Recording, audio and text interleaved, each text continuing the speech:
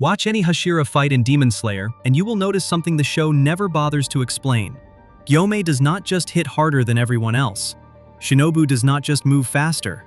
Something is happening underneath the surface of every single one of these fighters that the series plants across hundreds of chapters and episodes without ever stopping to spell out. Breathing styles look like a clean power system on the surface. Pick a style, learn the forms, get stronger. The show makes it feel that simple. It is not even close to that simple. There is an entire layer underneath how these techniques actually work, where they came from, what they were built to do, and why the strongest fighters in the series kept hitting a ceiling they could not explain. Once you see it, the fights read completely differently. The character deaths hit differently. The ending hits differently. Today on Bashiva, here is everything they never told you. Secret 1. Every breathing style is a broken fragment of one original technique. Every single breathing style in Demon Slayer, water, flame, wind, stone, thunder, serpent, insect, love, sound, traces back to one source: sun breathing. A technique created by a single man during the Sengoku period, roughly 400 years before Tanjiro ever picks up a sword. That man was Yoriichi Tsugikuni. Yoriichi did not build sun breathing by studying what came before him or refining techniques other slayers had developed. He created it from his own natural movement as a child, before any formal training existed for him. The manga establishes that he had already formed a complete fighting method by the time the Demon Slayer Corps encountered him. They did not teach him. They recognized what he already was. The reason he could build something that complete from nothing connects to a specific ability the series calls the transparent world, a state of perception where Yoriichi could read the internal condition of anyone in front of him. The movement of blood, the tension in muscle groups, the angle of joints, the full path of any movement before it began. The series presents this not as something he trained into existence, but as something he was born with, already active. Sun breathing was built outward from that perception. Because Yoriichi could see exactly how Muzan's body responded to damage, he developed a technique built around maintaining constant pressure across multiple vital points, removing Muzan's ability to regenerate and adapt between strikes. The series shows this working during the Sengoku flashback. Yoriichi used sun breathing against Muzan and reduced him to pieces. Muzan spent months recovering. Yoriichi left a permanent scar on Muzan's neck that never healed. The only reason Muzan survived was that Yoriichi died of old age before finishing. After Yoriichi was expelled from the Corps, sun breathing did not survive inside the official structure. The technique required a foundation no one after him could replicate, and the Corps could not preserve what it could not teach. What remained were the elements other slayers could understand, and those became the derivative styles. Water breathing came from the fluid, connecting movements within sun breathing. Flame breathing came from its most direct and forceful elements. Wind, stone, thunder, each one is a different partial reading of the original, rebuilt into something teachable. The series suggests these styles retained enough to produce fighters capable of killing most demons, while still carrying a ceiling the original did not have.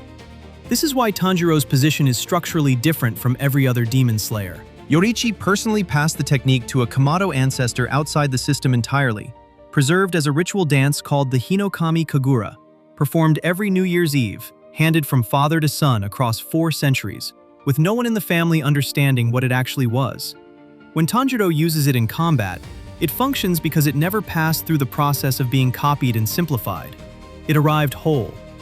What that means for the actual ceiling of this system becomes clearest when you look at what the derivative styles were specifically missing.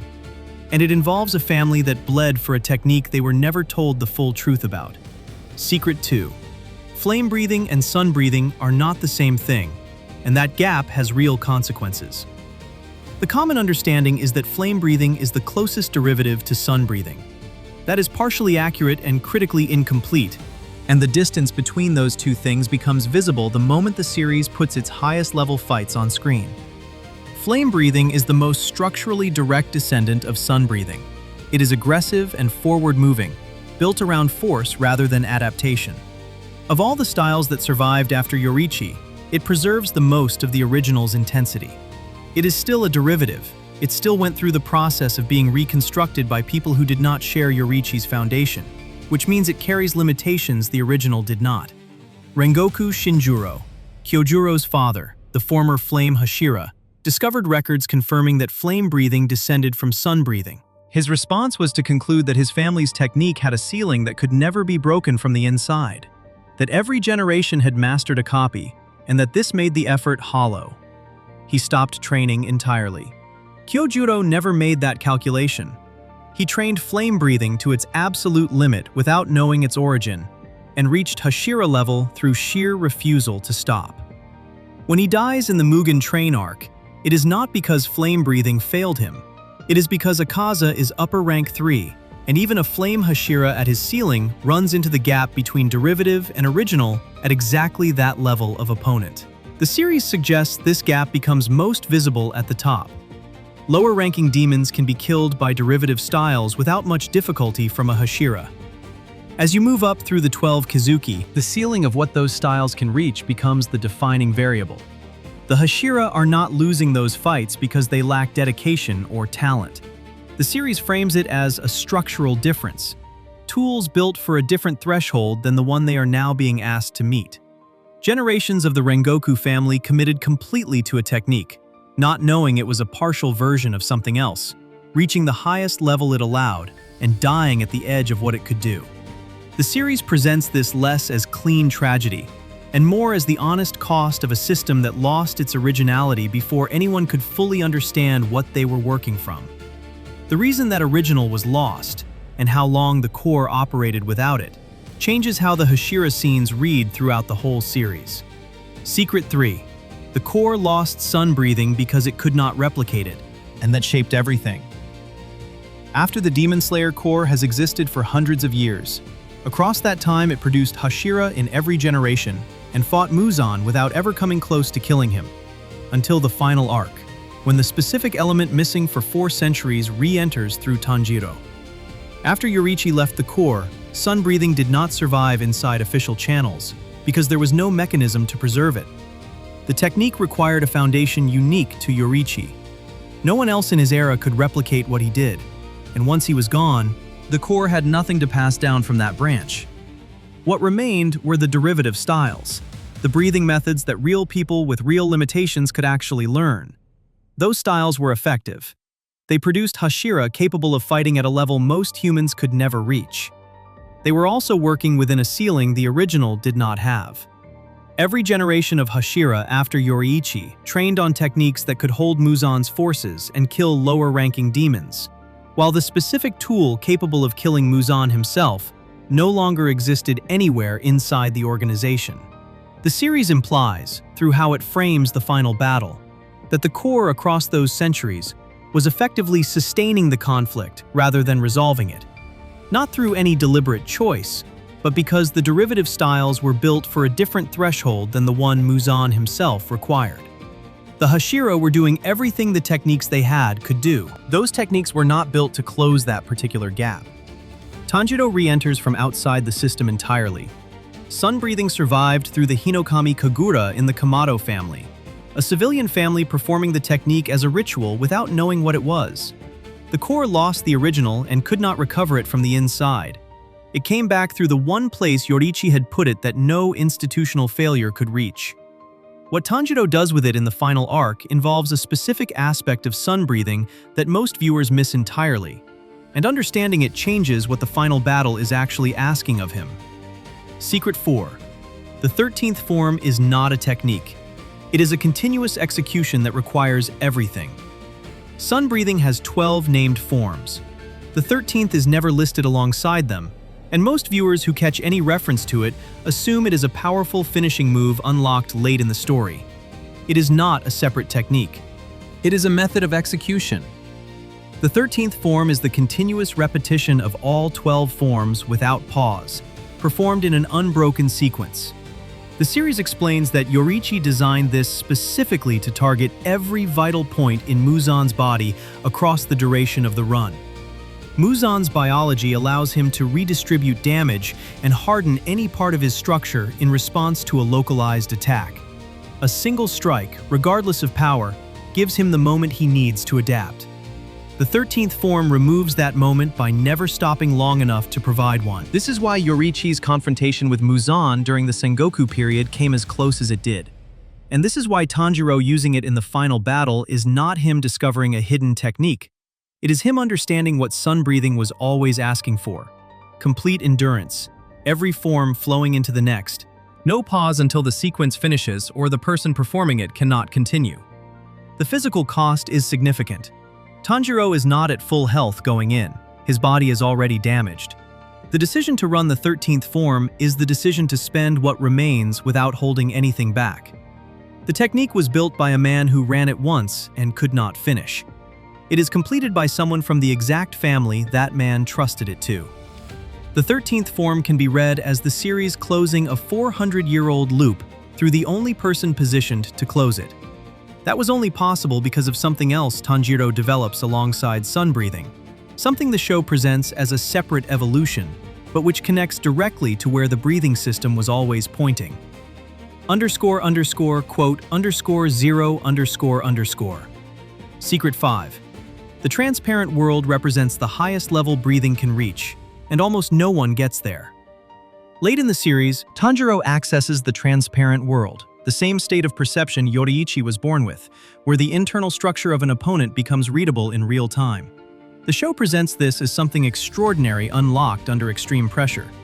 What the series suggests, through how it builds the breathing system across every arc, is that the transparent world represents the highest level refined breathing control can approach. Every breathing style at its core is a method of controlling the body's internal state during combat, managing oxygen, pain response, and muscle function under conditions that would otherwise cause the body to shut down. Hashira-level practitioners have pushed this so far they can operate at levels that should not be physically possible.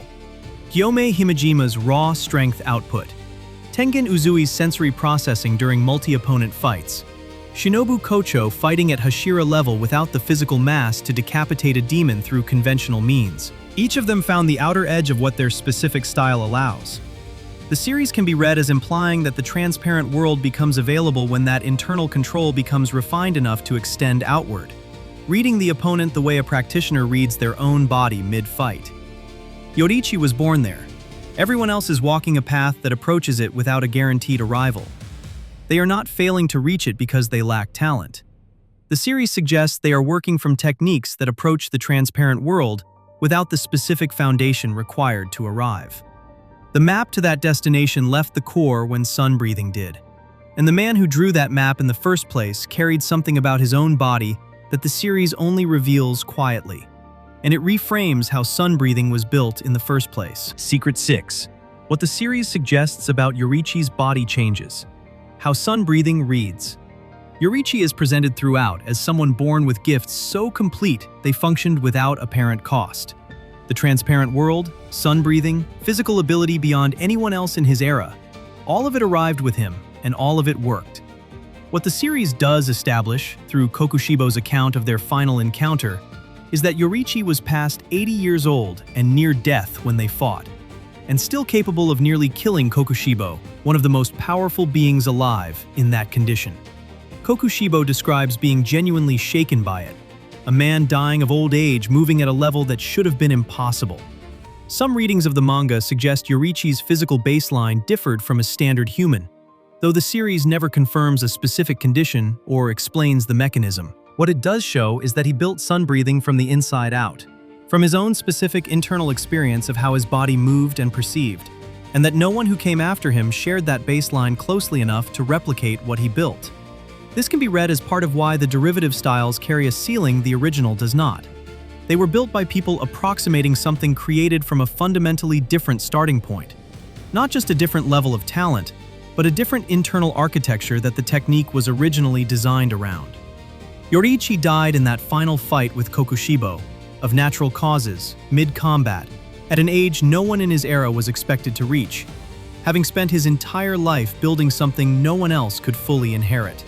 The technique survived only because he placed it outside the system, in a family so removed from the core that no institutional failure could touch it. What that technique was ultimately arguing, beyond the mechanics, beyond the power system, is the final secret.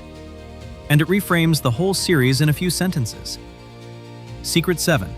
The breathing styles reflect a broader theme about what the human body can actually do. Pull back far enough from the combat mechanics and the rankings, and the breathing system in Demon Slayer appears to be doing something thematic underneath the surface story. Every breathing style is a method for making an ordinary human body capable of existing in the same space as something supernatural. Demons do not breathe. They do not fatigue. They regenerate from damage that would end a human immediately. The only reason any demon slayer can fight one at all is because of what controlled breathing does to human physiology, extending it past limits that would otherwise make the contest impossible before it started. The series can be read as suggesting that the answer to demons was never to match them by becoming something else. Muzan spent over 1,000 years trying to perfect his demon form, removing its weaknesses, searching for the one adaptation that would make him complete. What the series puts against that is a boy from a family of coal sellers, carrying a 400-year-old ritual dance, who goes further into what a human body can do rather than trying to transcend it. The breathing styles, from the most basic derivative to sun breathing itself, all carry the same underlying logic, that the human form, taken seriously and pushed to its actual limit, reaches further than it appears to have any right to. The Hashira who trained on fragments of the original were making the same argument with incomplete materials. Tanjiro was the version of that argument with everything intact. What the breathing system makes visible, once you trace it from Yoriichi all the way forward to the final battle, is that every form, every derivative, every Hashira who gave everything to a partial copy of something they never fully understood, all of it was moving toward the same point. Tanjiro was just the one who finally got to finish it. If you enjoyed this video, make sure to subscribe. Thanks for watching, and I'll see you in the next one.